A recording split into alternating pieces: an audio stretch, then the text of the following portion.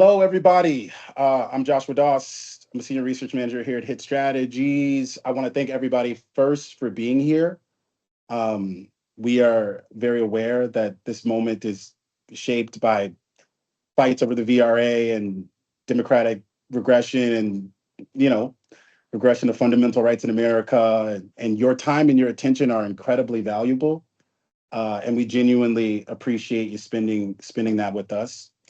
Um, At Hit Strategies, young men have been on our mind for a very, very long time. What drew us kind of to this topic was not just the measurable political shifts that we were seeing, but um, kind of a realization that much of the public conversation around young men felt very incomplete, felt very oversimplified.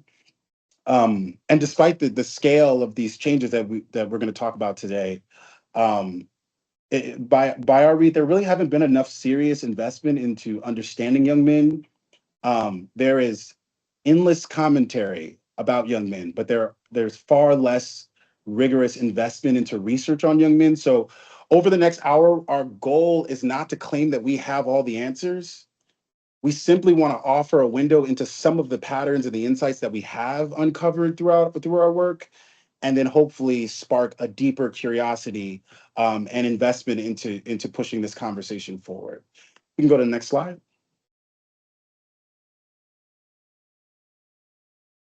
Okay, but first, who are we? Who are we? What is Hit Strategies? Why are we approaching this conversation the way that we are?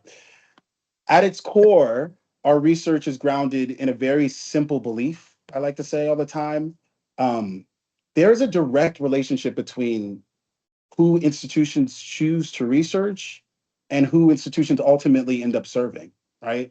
Under-researched communities are often underserved.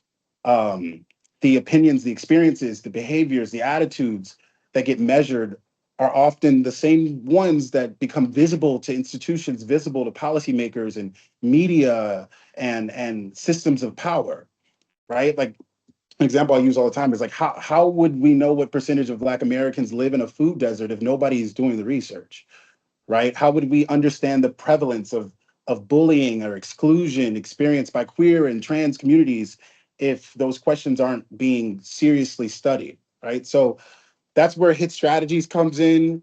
We are a research and a strategy firm that is committed to producing culturally competent, analytically rigorous research that goes places that traditional institutions either cannot go, will not go, or do not know how to go. And because of that, we intentionally have built teams that reflect the communities that we seek to understand, right? We have a team of researchers that live at the intersections of the folks that we research. Next slide. You're going to be hearing from the panel today. I am Joshua Dawes. I'm a senior research manager here at Hit Strategies. I I manage our culture pod. In that pod, that portfolio of research typically touches on people of color, but also the economy and how economic pressures kind of index with people of color as well.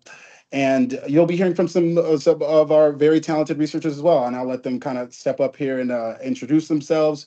First, Jamel Love. All right, thanks so much, Josh. Hi, everyone. My name is Jamel Love, research manager here at Hit Strategies. A lot of my background work focuses on alienated voter behavior, why people disengage, who gets left out, what brings them back, with a particular focus on Black voters, Black men specifically. At Hit Strategies, I lead a number of our research projects within our portfolio, and this tends to focus on Black voters, men of color, largely at the intersection of voter disengagement, mobilization, and engagement. So glad to be in this conversation today, and I will pass it to my colleague, Daniel. Hi, y'all. My name is Daniel Maweu Lee. I'm the junior analyst here at Hit Strategies, and I work alongside Jamel and Josh very closely in the culture pod on a lot of these same issues. My background is as a master's in public policy with a concentration in political theory at Georgetown University, and nearing the end of my PhD program up at Howard University, the one, the only. My dissertation investigates disaffected peoples and social movements across different contexts. So for me, this research is not only related to other interests that I have in the field, but it's also deeply personal as a young man and watching a lot of these things play out amongst my friends and beyond. Awesome. All right, let's kick this off. I wanna if we go to the next slide, I want to start this off by talking broadly about the landscape that young men find themselves in, and then we're gonna narrow it a bit, right? And then Jamel and Daniel are gonna take us through some of the research. So, for us to fully understand the political landscape of young men, we first need to. Oh, I'm sorry. Let me first the research that we're going through throughout the rest of this presentation is going to be coming from projects that we commissioned with some of the folks you see on screen. Black Men Vote, the DSCC, our Black Ops project, and DPI. This is where we're getting a lot of these data for. So we just want to kind of shout them out and also just give you all a sense of where we're grounding some of our analysis. And sorry, I almost missed that slide. We can go to the next one. Okay, so as I was saying about the landscape, this big macro landscape, I want us to understand the political landscape that young men find themselves in. But first, we have to understand that the macro landscape. Um, Starting with, if you look on the screen, the top left, you'll see institutional decline. The first thing that you need to know is that we are in the midst of maybe the most significant social deinstitutionalization of young men that we have ever seen in the history of America. What does that mean? For many years, schools, workplaces, churches, unions, community organizations, they all played a role in socializing young men and young women for that matter into adulthood. And over the last 25 to maybe 30 years, our research is showing that each one of these institutions that I just named is experiencing significant rupture, which is something you probably have noticed if you know with your own eyes. You probably didn't need research to see that. But what the research is telling us is that in many ways, the ramifications of that rupture have simply not been spread evenly between the genders. Right. This is probably a little bit of a testament to some of the ways that Title IX and other intentional investments into young women over the last 25 years have been effective, maybe not perfect, but effective in many ways as a shield to this deinstitutionalization. But you know, for example, we have schools. Schools have become increasingly underfunded, right? On a behavioral adjusted basis, as this underfunding has been, on the rise, young men have become 5 times more likely to get suspended and expelled than young women. And there's a significant research gap into why. I mean, this is just something that is happening and is not really being studied in a real way. Workplaces, as we move out of an economic system that used to value manufacturing brawn. These were jobs that were held by young men, 91% of all plumbing jobs, 87% of roofers, 77% of manufacturers, manufacturing jobs. These were what economists even called male coded jobs. As the economy began hemorrhaging that entire sector of the labor market, with it came a displacement that disproportionately disadvantaged young men. Right? You add that with the broken promises of a degree that hurt all young people. Young men kind of end up in a position where they have a dual labor market penalty in that regard. Churches, the same thing. They used to socialize young men and young women into adulthood. America is becoming less likely to spend time in churches, community groups, etc. As a result of this, as the institutions have declined, isolation and loneliness have increased for all young people. Yes, all young people, but at a much faster rate and with much more intensity for young men. Right? I was looking actually at some data this morning from 1992, I believe, to 2010. The percentage of high school senior boys that agreed with the statement, "My life has no meaning," was 9%. It stayed pretty stable for decades. And then from 2010 to 2020, it nearly doubles. And at one point during COVID, it had almost tripled. Young men are 3 times more likely to be addicted, 4 times more likely to be homeless, 4 times more likely to commit suicide. 1 in 4 young men now spend more time indoors than people who are incarcerated in America. No group has fallen further faster than young men. And moving your eye down to the bottom left part of that screen where it says digital extraction economy. And you know who knows that? You know who's well aware of how young men are falling? The digital oligarchs. Tech oligarchs are the new gods of capitalism. And while we've been dragging our feet and describing this male decline as even a problem, they beat us. They were already on it. They knew something 8 years ago. The anger and the alienation of young men is the most powerful and vulnerable resource to the technosphere. I've been describing it as a sort of crude oil for the digital economy, right? It's a volatile resource buried deep in the psyche of young men. If you can dig and find it, you can extract it, you can refine it, and you can sell it for profit and amass enormous wealth. And that's exactly what they've been doing, right? At the multi-billion-dollar markets fueled off of the anger and the alienation of young men. I cannot stress this enough. When it comes to that anger and alienation, the tech oligarchs, they want it more than we want to eradicate it. They study it more, they research it more, they think about it more, they talk about it more, and they are winning the race on the backs of how heavily funded their researchers are. Moving up to on the right side of the screen where it says masculinity and identity crisis, all of this is happening while we're in the middle of a public redefinition of what masculinity even is in the first place. We had a much needed confrontation with toxic masculinity after the Me Too movement. We spent much of the subsequent years defining toxic masculinity, talking about what we didn't want masculinity to look like, but we didn't spend a lot of time defining in our discourse what we did want masculinity to look like. And you know what? In that empty space, we left the people who got to fill it were the tech oligarchs that put all of the worst human beings in front of young men because of their control over the algorithms. And going up to the top of the part of the screen where it says economic dislocation, the disproportionate economic decline of young men has made them uniquely valuable or vulnerable to all of these messages about masculinity coming from the worst men. And it kind of all makes this circle. All of this put together is having an enormous effect on how young men are seeing voting, the parties, trust in government, policy, and civic engagement. Going on to our next slide. Because of that, what we had hit have been saying, and we've been saying this since 2018, well before everybody kind of got to see it in the last election, young men are the new swing voter. And when we say swing, we mean swing, not that they're inevitably right-leaning or left-leaning. The second point that I kind of want you to walk away with on the landscape is, two, the left is losing young men that it used to have. That second part of the sentence is so important. We're losing young men that we used to have. The window is still open, but it is closing very soon. And Jamel and Daniel are going to kind of go into some of the data on this.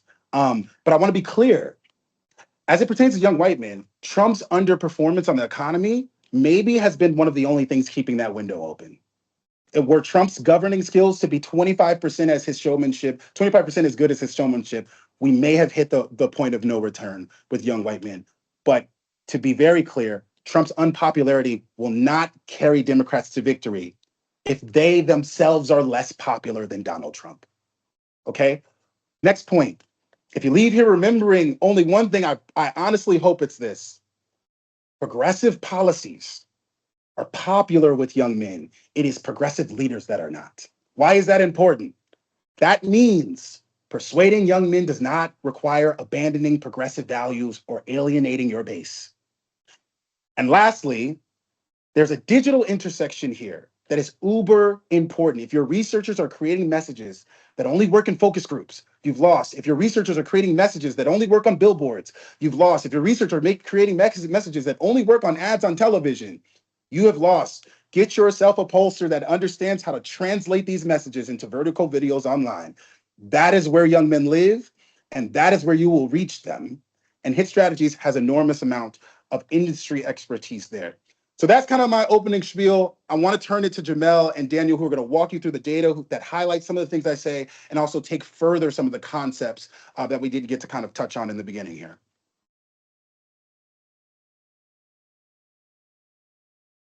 Thank you, Josh. And just to emphasize that point, young men are the new swing voter. This is a situation where young men, and especially young men of color, need investment from Democrats in order for Democrats to succeed moving forward. Democrats are reaping now from the fields that were not sown. As young men of color, were taken for granted and were ignored, and there was this vacuum that was left. Their support for Democrats has declined with each election cycle. But young men are becoming a more important political bloc than ever, not only for 2026 and 2028, but also in the 2030s, as the political power in this country is going to shift towards the South.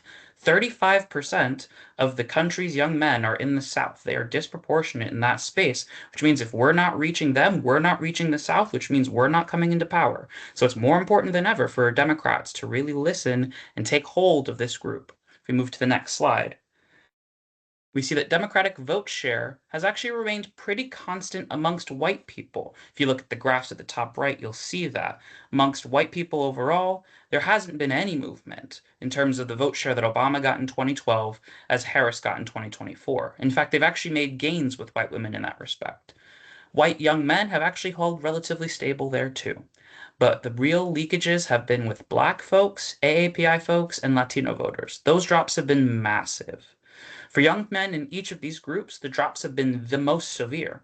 19 points for Black men, 19-point drop amongst young Asian men, and a 24-point drop amongst young Latino men. Since 2012, a lot of energy has been spent winning suburban voters. That's proven by the stability of the numbers that Democrats have amongst white people and the gains they've even made amongst young or white women.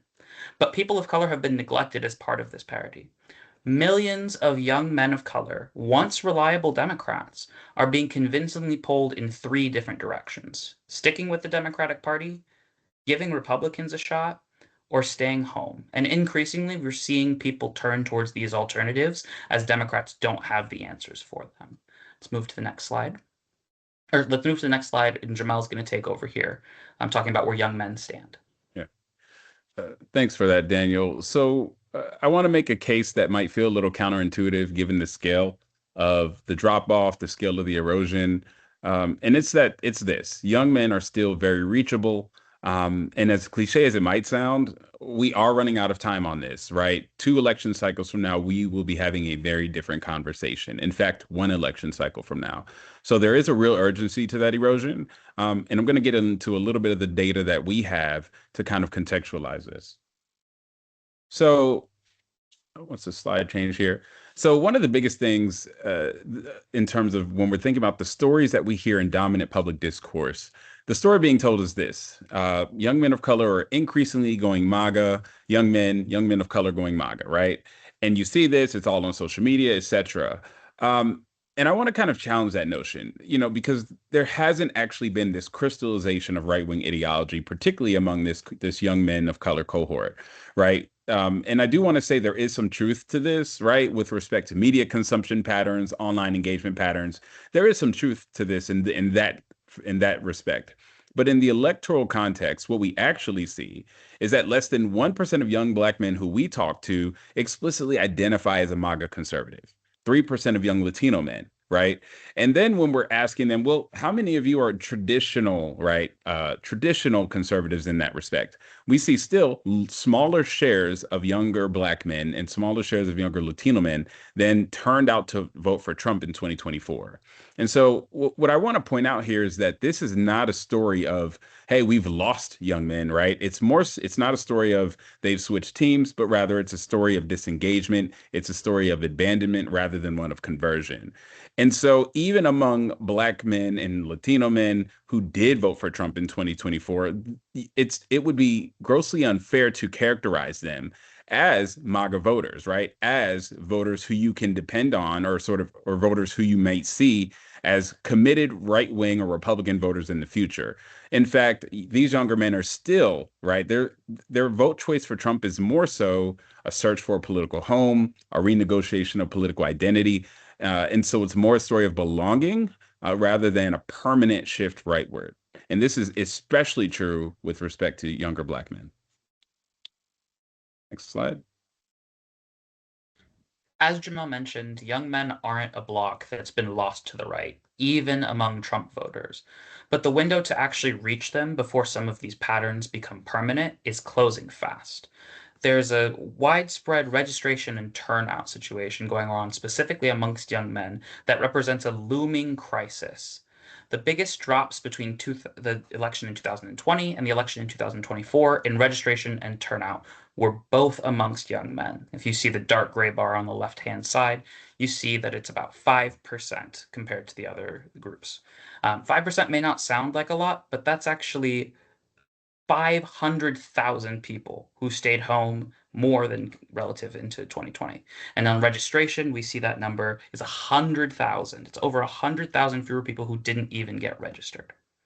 The sharpest drops in registration and turnout were among Black men in the dark blue here, young Latino men in the dark green, and young Asian people, young Asian men specifically, in the dark purple. We know how important it is to create a voting culture in order to develop consistent voters. Young people who vote in election over election and consistently do so are more likely to continue that trend into their adulthood. The research shows, though, if young people continue to skip out on major elections, it is far less likely for them to come back into that in their older age. Campaigns obviously have very finite resources, so it's important for them to focus on folks that are regular voters. But this creates a cycle where folks that are disaffected or feel disempowered, feel like the system isn't working for them, aren't getting that reach out, and they get further and further away from the political process. In short, young men are winnable, but the window to win them back from the patterns of sitting out the elections entirely or retrenching with Republicans is narrowing. 500,000, as I mentioned, more young men stayed home in 2024 than did in 2020, and over 100,000 fewer didn't even bother to get registered. This is an urgent crisis that we're facing. If we move to the next slide. As Jamel alluded to also, there is some good news on this horizon, though. This isn't an ideological problem. In other words, the conservatism of young men has been greatly overstated. This claim that we make is based off of how young men self-identify in our research, as well as how young men have been voting on policy positions over the last few elections. Move to the next slide. We asked young men how to rate themselves and the political parties, how they rate themselves and how they rate the political parties, Democrat, Republican, on a liberal conservative spectrum, which is a scale of 1 to 10 in this case, which is what these numbers here are showing. Across all the racial groups, not just young men as a whole, but young Black men, young Latino men, and yes, even young white men, saw themselves as closer to Democrats than to Republicans. In other words, amongst young men, Democrats are not the extreme party. That's the Republicans. And that remains an advantage moving forward if we're able to capitalize on it. Move to the next slide, please. We also find that young men like progressive policies. In the 2024 election, there were a number of policies that were up alongside the Harris campaign in the form of ballot measures. So we saw things like abortion rights, marijuana legalization, equal rights for women, and ranked choice voting coming to the ballot boxes across the country. From the bluest states of like New York and Maryland, to purplish states like Arizona and Nevada, to the ruby red states of Florida and Missouri, my home state, and South Dakota, those policies, those progressive policies, outperformed Harris by 14 points. What we saw is that among young men, they outperformed even more starkly. They outperformed by an average of 25 points in these states compared to the Harris campaign. That indicates that there really is power in the progressive policy, even amongst this coalition. Move to the next slide.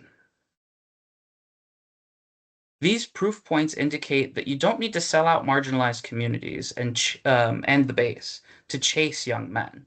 What we need to do is to show young men how our policy agenda protects them, protects us as young men, and helps us succeed as well. Our approach at HIT does just that. We try to understand the underlying values and needs of young men. We make sure to try to do that in order to reach them in their spaces, to break their cynicism and disillusionment that's keeping them away from the ballot box, and to earn their votes in this fight for all of the different types of attention economy that are dragging young men every which way. Pandering to young men is not an effective way to build that coalition. They're hardened against these strategies. They've seen these words over and over and over again, these promises over and over and over again. And the pandering rings hollow. That's why you see so many of them continuing to stay home.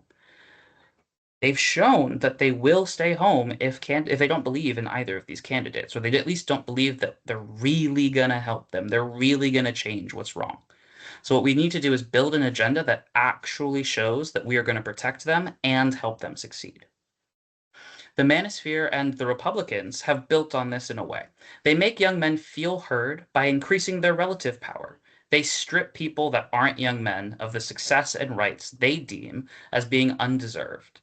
The Democrats need a strategy and have an agenda that makes young men feel heard. And we can do that through the evidence that we've shown here without taking away other people's rights or selling out our other coalitions.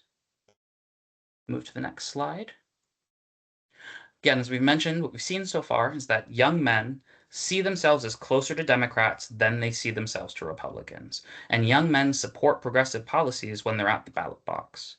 So the question is, why don't young men like or vote for Democrats in the ways that we would expect based off of this information?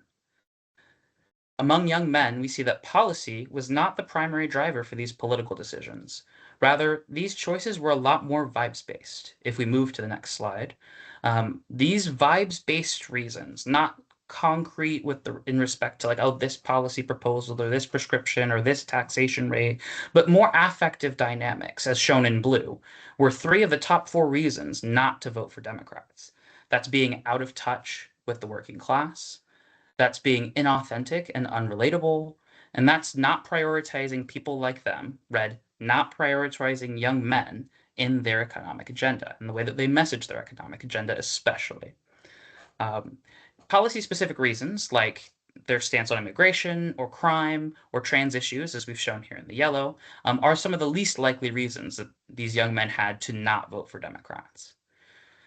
In conclusion, young men don't trust Democrats to care about them. They don't trust them to deliver on these promises, even if they did care. These are the bad vibes that are souring young men on Dems more than any ideological or policy platform or prescription that the Democrats have. Here, I'm going to pass it back to Jamel to see how we can move forward. So a quick recap of the diagnosis here and Hitt's theory of the case. The first is that young men of color writ large haven't gone MAGA, but in fact, much more. Many more have gone missing instead. Many more have just completely disengaged from the political process.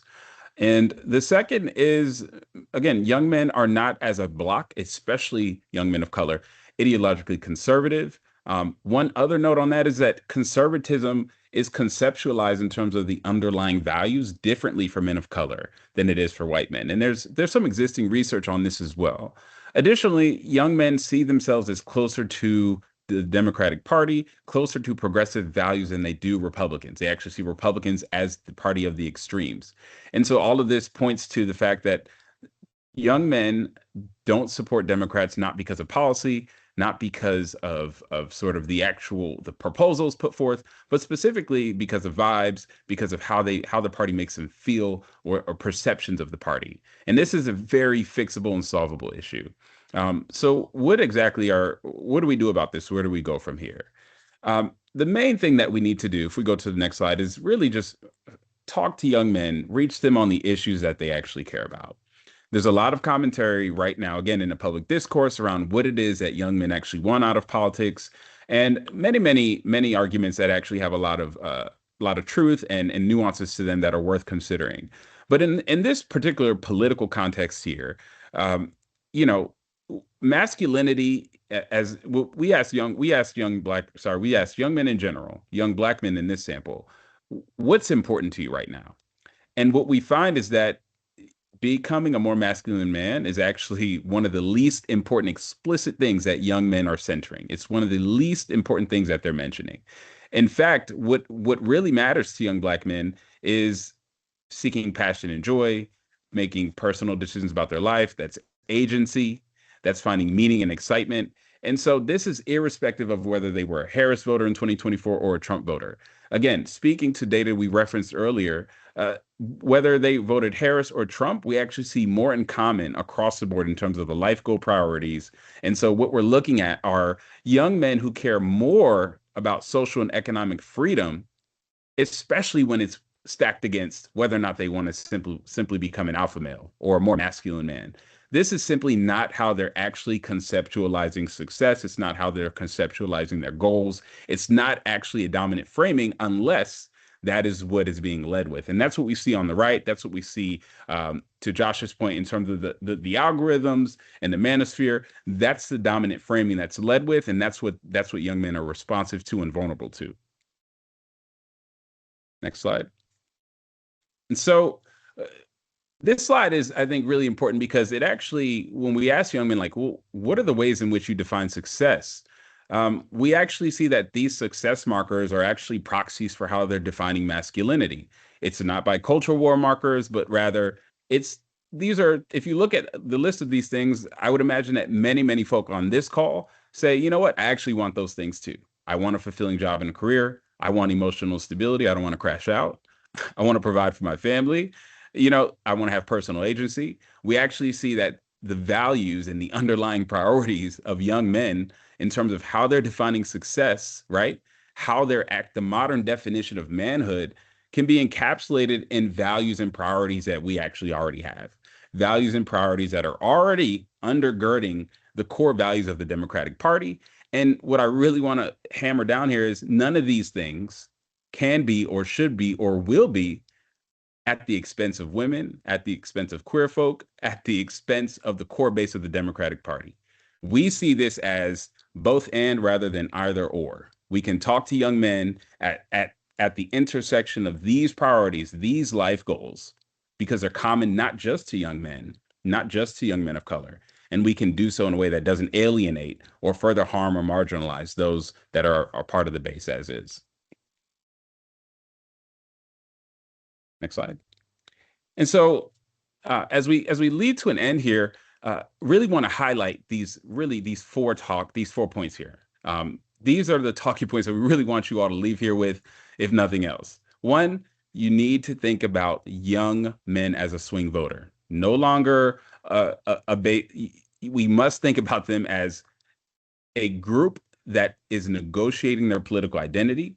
And in order to reach them, you must name their material conditions. You must make a plan. You can't pander to them. You must go beneath the cynicism, beneath the distrust, and simply keep it real with them, as cliche as that sounds. But also meeting them at the life goals, the priorities, the things, social and economic freedom, the things that they actually care about.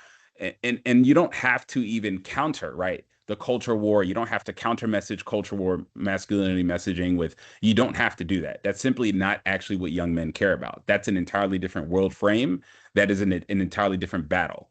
And so secondly, we are losing young men, but the window of persuasion is there. We have time. And especially with regard to young men of color, there's many of these young men are disengaged rather than completely crystallizing their right-wing ideology.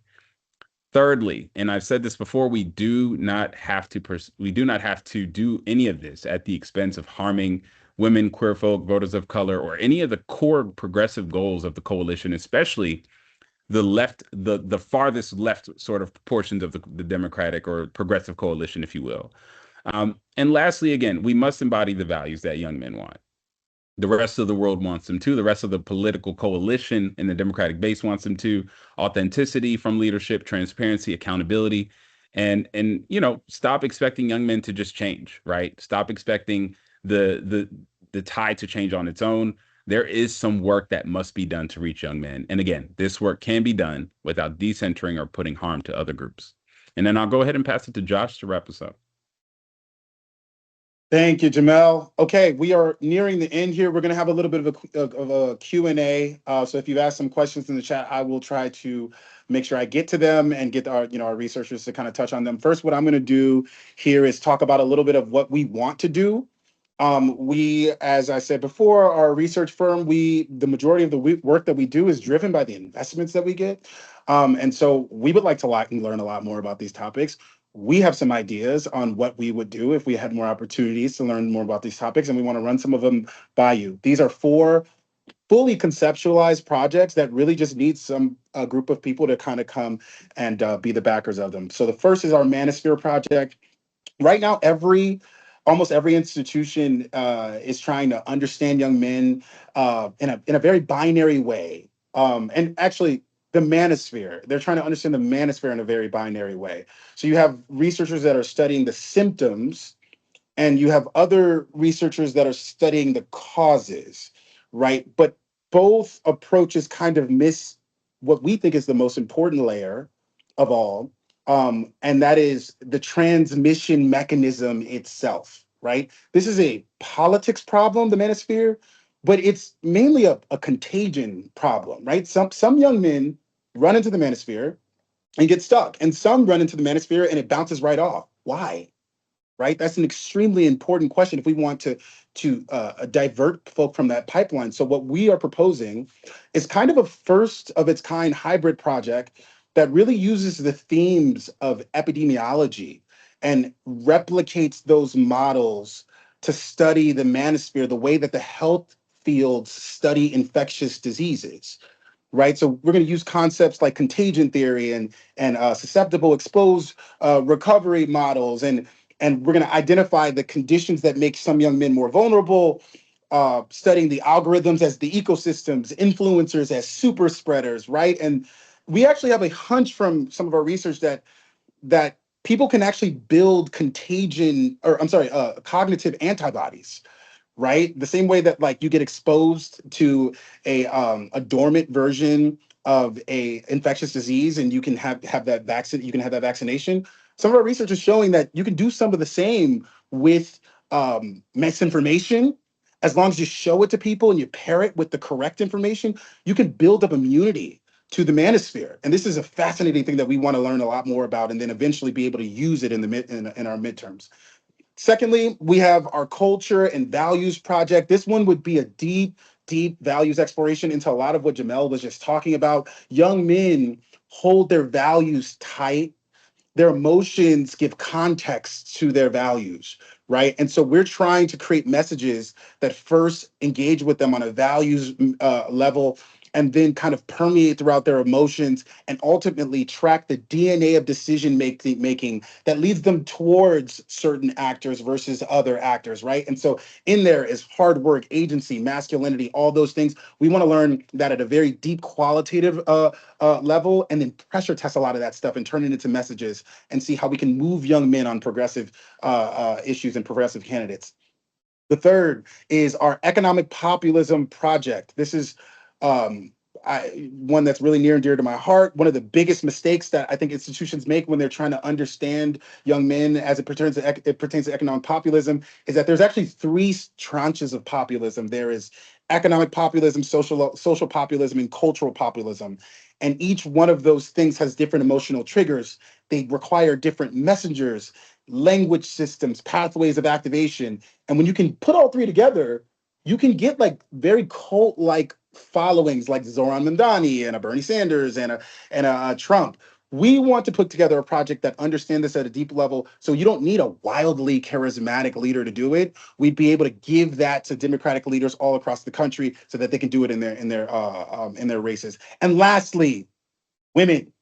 One of the least understood dynamics in modern American politics is not just whether young men will support women's rights. We just saw from what Daniel and Jamel gave us that they do support a lot of these things, but rather are they psychologically uncomfortable with a woman occupying positions of power over them, right? And most of the polling approaches that are out there are really not created to detect very subtle forms of misogyny.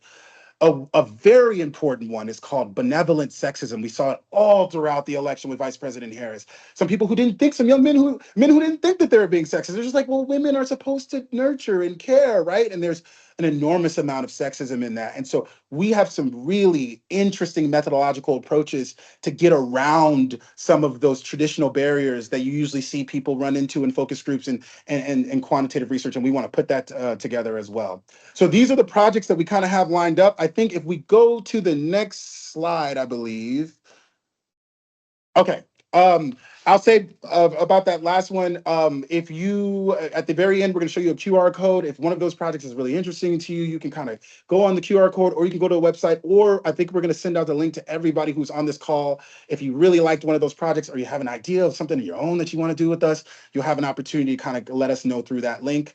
we wanted to just show our clients as well some folks that have been helping us understand young men by way of their investment, Black Economic Alliance, SEIU, NBJC, everybody else. I can't name everybody. We want to thank y'all if we got some of those folks on the call. We appreciate y'all for being trusted partners. And we also want to build a coalition that democratizes research, that sends it around to everybody else. So the more that we can send out, we don't hold on here at Hit Strategies. We don't hold on to anything unless it's proprietary data that somebody technically owns and doesn't want it to disseminate it. If we can let it go, we let it go. And so we want to build these networks among some of our clients, and we want to thank our clients for being a part of that. And if we move to the next slide, we are here at the Q&A. Okay, so folks, we got some questions in the chat. I'm going to try to get to everybody. I'm going to start at the bottom, and then I'm going to go to the top, and bottom, top, and I'm going to go back and forth. It seems like we have a question here coming from Brandon Borges. Sorry if I botched your name. Daniel and Jamel, they asked, has research indicated examples of progressive political messengers that young men actually do find authentic? One thing I'll say is Daniel is leading a project in Mississippi right now. As we know, Mississippi is kind of at, all of the Bible Belt states are kind of at the center of re-understanding where Black people are with Voting Rights Act. And one of the things that we're seeing about authenticity in those focus groups is a lot of the folks in those focus groups are actually saying, like, I would prefer a candidate to tell me what they think they can get done and some of what they think that they cannot actually get done, right? Like they loved hearing some of our messages saying like, hi, I'm so-and-so, I'm running in your district. I think I'm gonna do this thing, that thing, that thing. Some folks say that we can get this thing done. I don't know if I can get that done in one term, but I'm gonna try. Yeah. And there was a level of authenticity that they were connecting with that. So Jamel and Daniel, do you want to pick up on any of that while I find our next question? Yeah, I'll be quick, Daniel. Just to this note about messengers, because I think that's at the crux of a lot of the work we do. So with respect to progressive messengers, again, a lot of this gets segmented because when we are talking about young men, this is a high level conversation. We really go in the weeds and we're looking at all the different sort of subgroups within young men because there are a lot of nuances and differences. But what I will say is the hard to reach group, though, that means young men of color who are high in distrust, high in cynicism, high in disengagement. Those are the people that we need to win to get off the couch, right? Those are the people who don't want to see, with all due respect, Meg Thee Stallion at at a political event trying to persuade them to vote. They don't see what the point is, right? And so those are the types of people who that progressive messenger really matters for. For a really civically engaged person, the messenger doesn't matter too much because they're already obliged to the civic duty of going out to vote. They have a reason, whether it's the ancestors, whatever the reason, they are showing up. You almost can just expect them to show up anyway because they already have a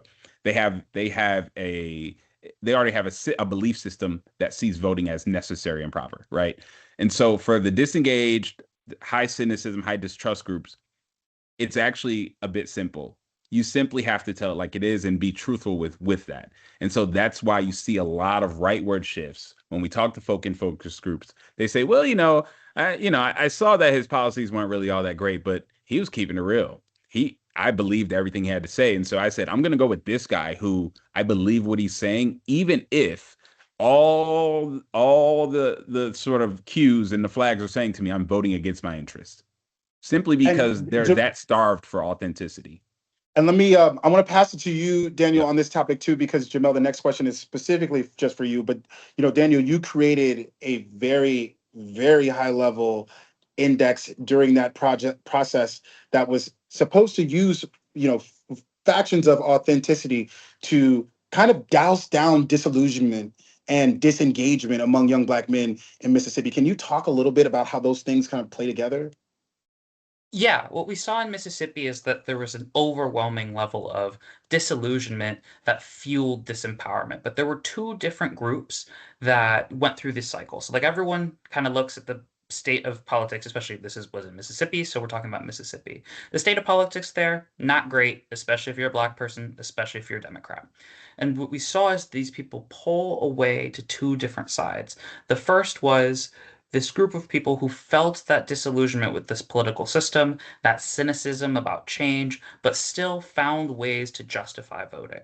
And what we saw is another group who had usually less connections, less history, less sense of duty, within like built into the political culture around them, get pulled towards the disillusionment. And so we wanted to ask the question of like what was driving that across these groups, these major differences. One of the major differences that we saw was the perception of people's attributes. Amongst this group that decided to continue to vote, we saw them believe in a network of attributes and values that were associated with these candidates in a way that the folks that were completely disengaging from the political process were not. Those values built on each other. So it was transparency, it was authenticity, it was accountability, which kind of framed the reality of authenticity and transparency. Accountability was the necessary component to prove that you were authentic, to prove that you were transparent. And then when you combine that with positivity, like an affirmative vision for what you're going to do in office, not just telling me everything that's wrong with the country, which we see a lot. We saw a lot of this with Democratic messaging, actually, where people pointed out that Democrats always lead with the negative. They always lead with Mm-hmm. what's wrong. And that was Mm-hmm. something that really failed to resonate with these people. It really disillusioned them. It turned them off to the process entirely, but also these candidates. Naming the problems is one thing, but always it felt like for them harping on this negativity um, was something that was really disconcerting for these folks and made them say, "We know that things are wrong. Tell me what you're going to do about it." So that positivity, that positive frame, not dreamy-eyed about it, but realistically saying, hey, these are the things that I want to get done for you. These are the things that I can get done for you. Mm-hmm. This is my affirmative vision of how I'm going to serve my constituency. Those all came together to make a candidate that folks believed in. Now, Yeah. the way that you proved that was through actually delivering on the promises and service delivery, right? So year over year, someone like Benny Thompson is still seen as a successful political figure amongst Black folks in Mississippi because he's seen continuously showing up in his community. He's seen continuously fighting for Black people, right? Especially his constituency. He fights for obviously all of them, but especially the Black folks were resonating with Benny Thompson in a way that the other politicians in Mississippi really were falling off the map. It's like we hear from them once in a while, we see them once in a while, but it's mostly transactional, a relationship. With Benny Thompson, it seemed as though there was a far more authentic, reciprocal dynamic that existed. That is, you led me into something I'm going to touch on in a second here. Then I'm going to ask you a question, Jamel. We only have 8 minutes left, so we'll see if we can get two more questions in that. We'll But keep it one thing, brief. yeah, I'll keep it brief. One thing I'll add into that as well, and Terrence Whitberry, our founding partner, is on the call, I believe, as well. Terrence is always touching on how Democrats do need to still establish the problem, right? If we don't know how their lives ended up sucking, then they won't trust us to unsuck our lives, is something that Terrence says. And so those two things, what Daniel just said and what Terrence just said, are both true. We have to find ways to establish the problem in a manner where it seems like we know we have good economics, good and economic strategies without running into that positivity or that negativity gap that we saw folks that were kind of going into in Mississippi. And so that's one of the things that we're working on in this project is how do we establish the problems, explain to people we know why their lives are where they are, right? And establish a villain as well, right? We know that it's not because of the Mexicans and the Muslims, it's because of this economic system without going into that negativity gap. And we have some good research coming out on that with our Mississippi work. The next question I have is for you, Jamel. It says here, could you say more about how conservatism is conceptualized differently by men of color versus white men? This is Yeah. Jamel's favorite thing to talk about in the Yeah. world. So we'll see if he can do it in Yeah. 2 minutes. Yeah, I'll do it really quickly. In short, and again, I do want to honor a few of the Black scholars that have looked at this before, namely Tasha Philpott, who was quoted in here. Fantastic scholar. But yeah, a lot of part of the main thing is when you're talking to Black folk about conservatism, it's rooted in the faith tradition, personal responsibility. It's rooted in, it's pro-family, it's pro-tradition. And when you're talking to white people about conservatism, there's a lot more undergirded in terms of racial and cultural grievance, right? There's a lot of anti-government principles underneath that, anti-nativity, sort of, there's a lot, it's, to put it really simply, there's a lot of racism in the conservatism of white people that undergirds the actual values of white conservatism. When you ask a black folk, what does it mean to be conservative?